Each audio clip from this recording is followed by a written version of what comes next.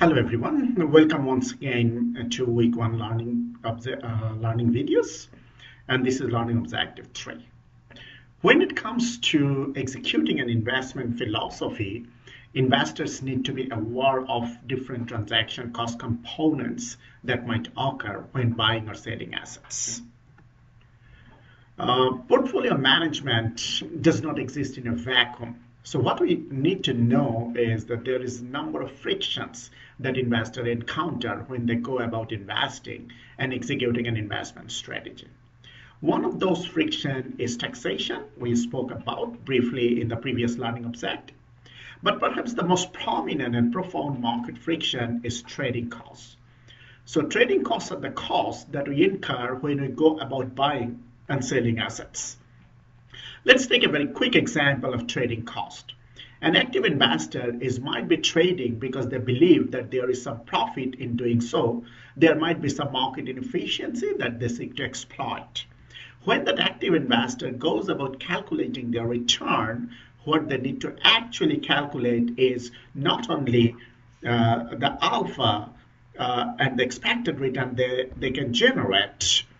Alpha is the abnormal performance that they can generate due to active investing. But what they also need to consider is the transaction costs or the trading costs. And the more active an investor is, the higher the trading cost might be. So what we know is that in total, an active investor actually tends to underperform the market. And the reason for that underperformance is that although this alpha component is positive, which subsumed more for the transaction costs. So active investor actually outperform the market, but yet it underperform due to the trading cost. So these trading costs can be anything between 1% to 1.5% for most of the investor. So all investors need to be cognizant of this trading cost. So what are the components of this trading costs? There are three different components of trading costs. So first one is the brokerage cost, then bid-ask spread, and price impact. So in this learning objective, we are going to discuss all these three. Brokerage cost is, first of all, is the most exclusive cost. It is the one that investor pays every time they buy and sell a stock. Now, anyone who themselves has bought or sold stocks, for example, will be aware of that. Let's say that you go into an internet broker and you decide to buy, let's say, 200 BHP shares. When you buy the shares, there will be a cost of executing, which might be $20 per transaction. That cost of executing is the brokerage cost. Now you pay brokerage when you buy shares and once again when you sell shares. So it might be $20 in and $20 out. Now brokerage cost is fixed. There's a fixed dollar amount, and for a relatively small amount of investment, it can be significant because the percentage will be higher. For example, if you are investing $1,000 in a particular share, then what you are doing is you are paying $20 to buy the shares and $20 to sell the share. So what that means is you are paying 2% of your total investment to buy and 2% to sell, or you have got net round of transaction cost of 4% of the total investment. So giving a 4% before you even start. Now, a lot of institutional investors will also have their own in-house brokerage, so they can take the service of their brokerage. But an individual investor, you need to pay this transaction cost as you need to transact the shares through a broker. The second component of transaction cost is bid-ask spread. So when you go to financial media, you will see that for any stock or other asset, for example, currencies, the prices are quoted actually as there's one price for buy and one price for sell of these assets. And the difference between these two, the buy and sell price is an implicit transaction cost. We call it bid-ask spread. The best way to think about a bid versus spread is to think about when you last time were in airport and look at the foreign exchange board, and you have seen that these red numbers, and these numbers will be different when you go to buy and when you go to sell currencies. So this is another component of the transaction cost.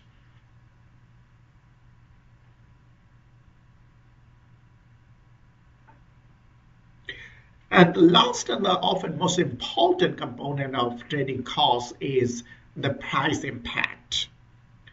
Now, particularly if you're a large investor, then the very process of you buying and selling stocks can actually have an impact on the market price. So you actually move the price through your order, given a price is merely just a function of supply and demand.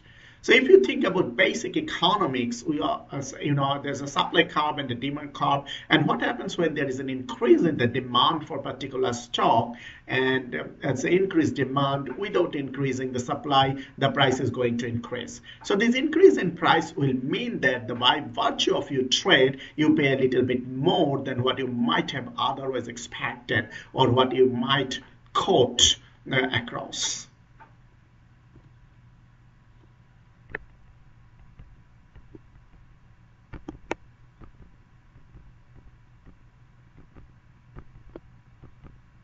So what we already discussed about bid price and ask price. So bid price is the prices to buy, and ask price are the prices for sell. The difference between these two prices, the bid and ask price, is an implicit transaction cost. The reason that is because if you want to buy, if you want to execute your trade immediately, then the best price that you can, for example, buy is the lowest price that someone is currently willing to sell. For which that it means that you have to cross that bid as a spread. That is an transaction cost. For example, if you take this simple example, let's imagine that we have got an order book that looks something like this. So let's say the price of a share is $10, and these are the bid and ask prices. So these blue stocks are the buy orders, and these red stocks are the sell orders. Let's say there is currently a demand for 1,000 stocks for $9.97 and 900 stocks for $9.96. And red stocks, as I said, that they are the sale offers, and you can see that currently the volumes and price for more than 1,000 shares is $10.3. I mean, more particularly the 1,100 shares to sell at 10.03 and more than 800 to sell at 10.4. Now, you understand that in this situation, no transaction can take place because there is no matching an offer to buy and an offer to sell.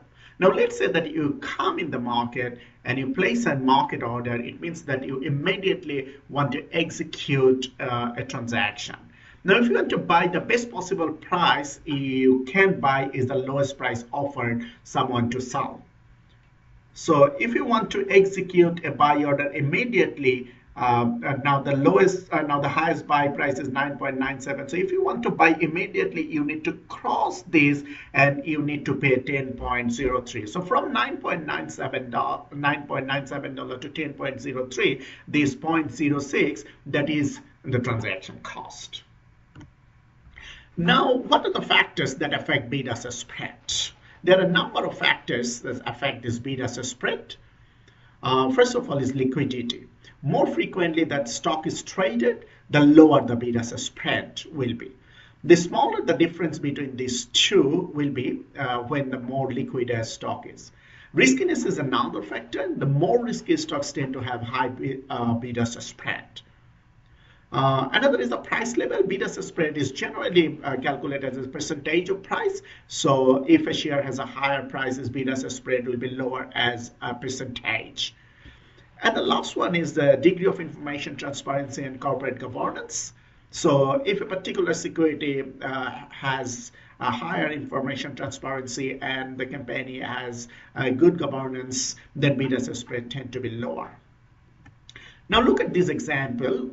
We have 6 shares of Australian stock exchange, and they are ranked on the basis of their size, 1, 10, 50, 100, 500, and 1000.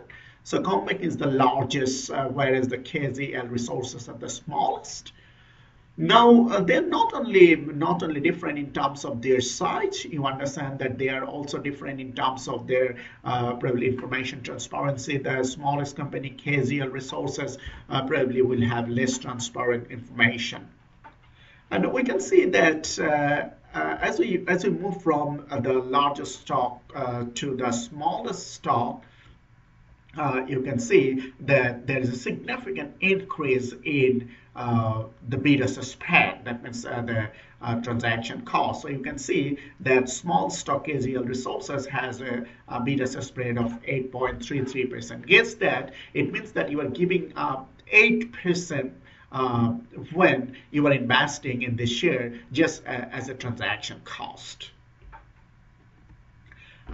Now, why there is a price impact? We know that markets are not completely liquid. What that means is there is not an infinite number of buyers and sellers for every stock at any point in time.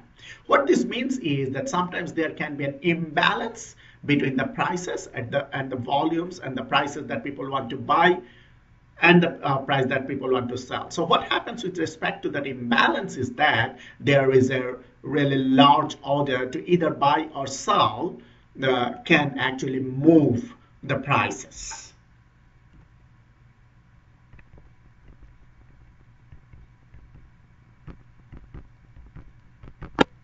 Now, opportunity cost of waiting.